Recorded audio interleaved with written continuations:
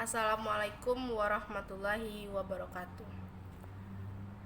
Perkenalkan, nama saya Maulia Desvani, BP 20111031003 dari kelas 3 PIR Prodi Teknik Perencanaan Irigasi dan Rawa Politeknik Negeri Padang. Baiklah, di sini saya akan menyampaikan hasil presentasi mengenai tentang efektivitas komunikasi bisnis. Pengertian komunikasi. Komunikasi yaitu suatu proses penyampaian dan penerimaan pesan atau informasi di antara dua orang atau lebih dengan harapan terjadinya pengaruh yang positif atau menimbulkan efek tertentu yang diharapkan. Komunikasi merupakan aktivitas dasar manusia.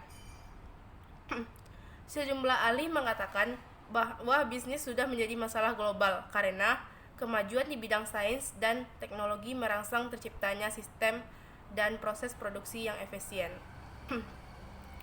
Teknologi telah mempercepat pembangunan sarana dan prasarana transportasi sehingga mobilitas sosial menjadi cepat dan tinggi.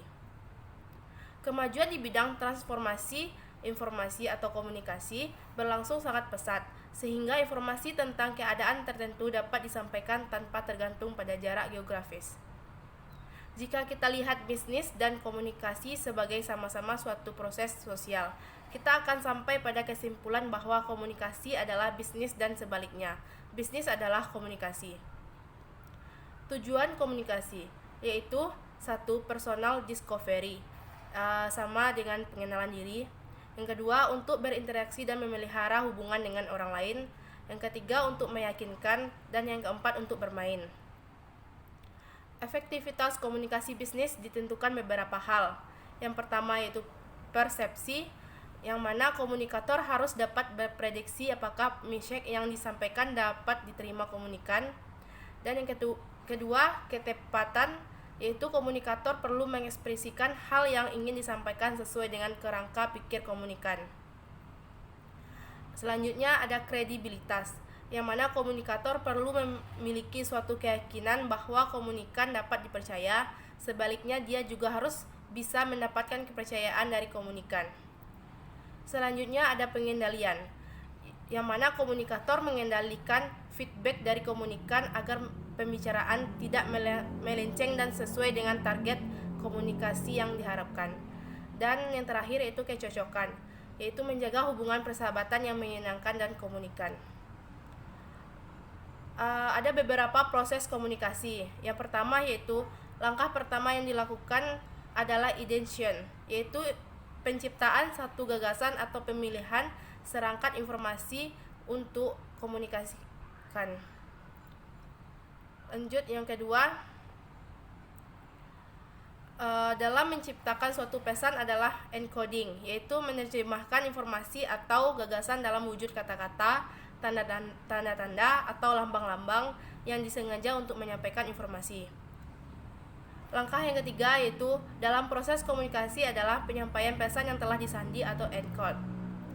Langkah yang keempat, perhatian difokuskan kepada penerima pesan. Next, langkah yang kelima, proses terakhir dalam proses komunikasi adalah feedback atau umpan balik. Respon atau umpan balik dari penerima terhadap pesan yang disampaikan komunikator dapat berwujud kata-kata ataupun tindakan-tindakan tertentu. Pentingkah kemampuan komunikasi bisnis? Dalam suatu organisasi atau perusahaan, profesi seorang manajer menuntut kemampuan untuk mengkomunikasikan ide, gagasan, tujuan dalam lingkungan organisasinya, serta bagaimana menyampaikan produk atau jasa yang dimilikinya. Dengan adanya komunikasi yang baik, suatu organisasi dapat berjalan dengan lancar dan berhasil. Dan begitu pula sebaliknya, kurangnya atau tidak adanya komunikasi organisasi dapat macet dan berantakan.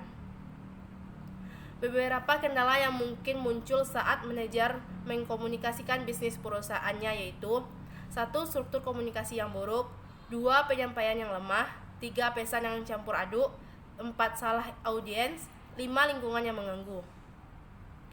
Strategi komunikasi dalam mencapai efektivitas komunikasi bisnis. Yang pertama yaitu competence, yaitu lengkap, consistence, singkat, concretization, pertimbangan, concreteness, konkret, lalu ada clarity, kejelasan, ada courtesy, kesopanan, dan correctness, ketelitian. Kesimpulan dari semuanya yaitu komunikasi bisnis merupakan proses pertukaran pesan untuk mencapai efektivitas dan efisien produk kerja yang di dalam struktur dan sistem organisasi. Para manajer perlu membekali diri tentang kemampuan berinteraksi dengan beragam budaya, gaya manajemen atau bisnis dengan mitra bisnis dan lain-lain. Dan perkembangan sistem informasi dan teknologi memberi peluang bagi dunia usaha di Indonesia. Sekian, terima kasih. Itulah penyampaian dari hasil presentasi saya. Kalau ada salah kata, saya mohon maaf. Assalamualaikum warahmatullahi wabarakatuh.